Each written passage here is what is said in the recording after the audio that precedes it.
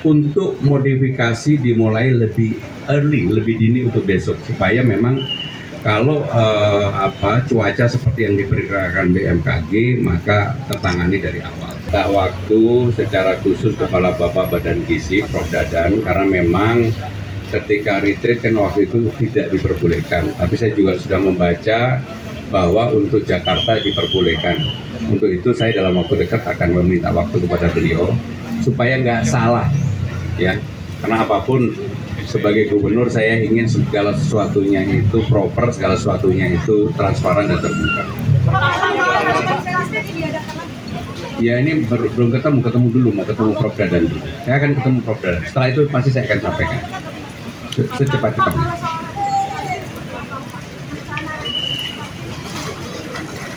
Kan belum diputuskan Bu.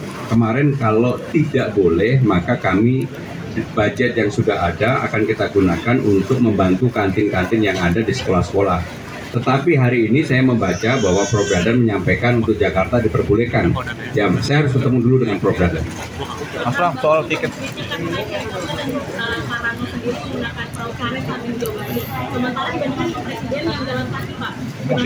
Kritik itu merupakan obat yang sangat menyehatkan. Saya dikritik apa aja terima kasih, matur nuwun.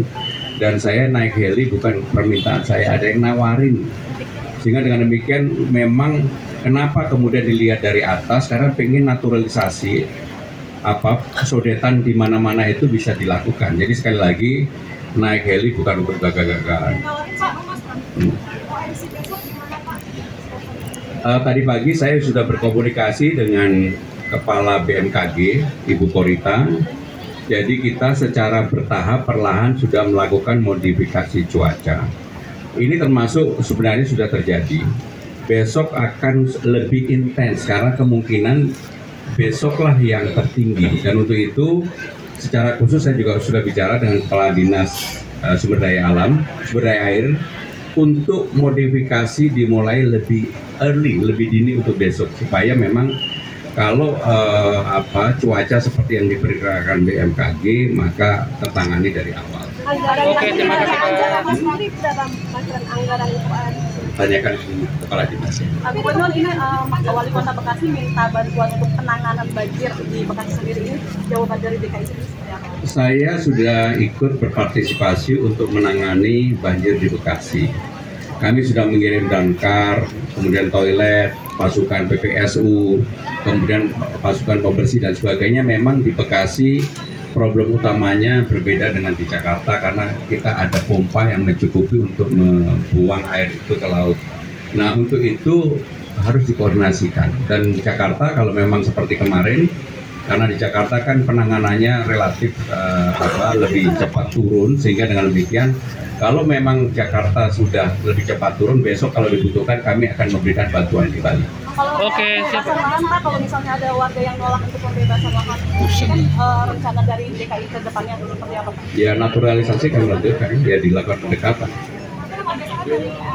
Sudah mengecek beberapa harga. Alhamdulillah kalau dilihat dari stok relatif tersedia. Memang tanggal 34 Maret kemarin sempat ada kekurangan, makanya harganya sempat naik dikit, tetapi sekarang ini secara keseluruhan harga-harga sudah stabil, bahkan beberapa mengalami penurunan, tetapi juga ada yang naik. Yang mengalami masih kenaikan adalah cabai rawit merah.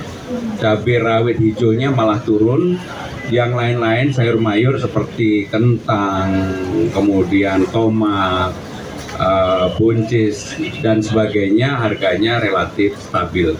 Jadi kalau lihat secara keseluruhan maka dapat disimpulkan bahwa yang pertama, stok di pasar Kramat Jati ini lebih dari cukup untuk menghadapi Ramadan dan Idul Fitri.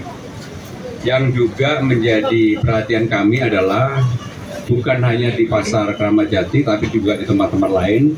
Hari ini setiap hari kita memberangkatkan 10 truk untuk melakukan subsidi di daerah-daerah, di tempat-tempat yang kemudian misalnya mengalami kekurangan stok seperti yang tadi barusan kita lihat bersama. Maka dengan demikian sebagai Gubernur Jakarta saya meyakini bahwa ketersediaan bahan-bahan yang dibutuhkan masyarakat untuk menyambut puasa dan Idul Fitri ini lebih dari cukup. Harganya termonitor dengan baik, hanya memang pasti akan ada fluktuasi karena sangat bergantung dari curah hujan dan sebagainya, terutama yang menyangkut brambang, cabai merah, cabai hijau, kemudian juga tadi jeruknya malah harganya turun. Jadi secara keseluruhan di lapangan harganya malah stabil.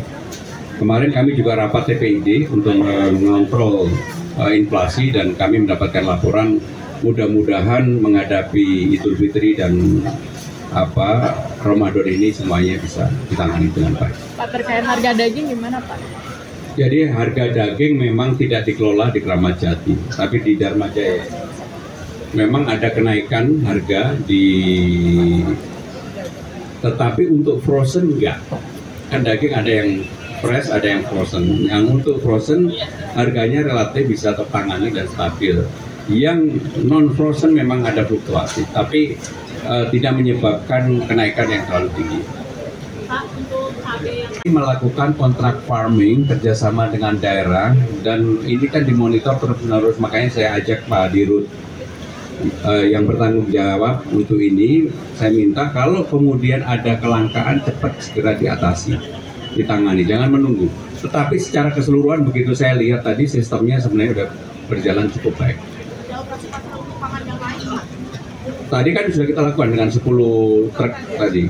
Ini setiap hari. Hanya memang saya tadi langsung tanyakan kepada Bu Asisten, bagaimana dengan mengontrol ini? Apakah betul-betul warga Jakarta yang bisa menikmati ini? Ternyata memang ya mau tidak mau, suka tidak suka, begitu nyampe di mana operasi itu terjadi, semua warga bisa menikmati, termasuk warga di luar Jakarta. Memang rencananya berapa pasar sih Pak ini yang dituju truk? Jadi setiap berapa Bu?